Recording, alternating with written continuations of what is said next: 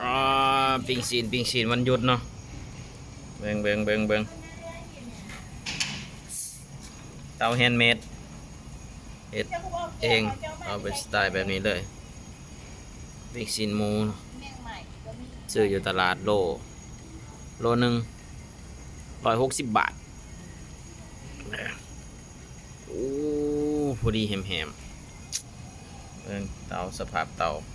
แฮนด์เมดจังสีเลยเอาอยู่ถึงตึกเนาะบรรยากาศโคตรดีคอยคำลงแรงนะเอากินจังสีเราได้แกมเบียร์น้ำว่าพ้นก็เพราะพ้นขึ้นเนาะพ้นชิตกห้ำของพระเจ้าอันนี้เพิ่นกำลังก่อสร้างตึกเนาะ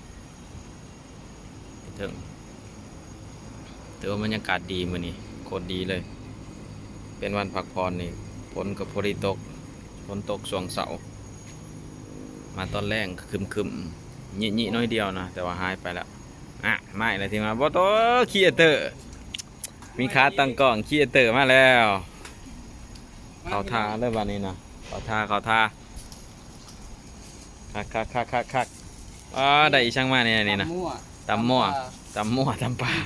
ปิ่งไก่หน้าปงบ่นี่ มากินข้าวกัน นะจัดไป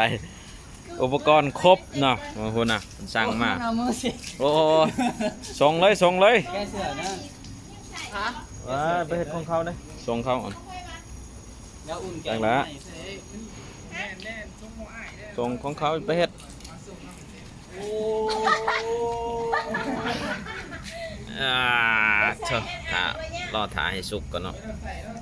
หอมอยู่หอม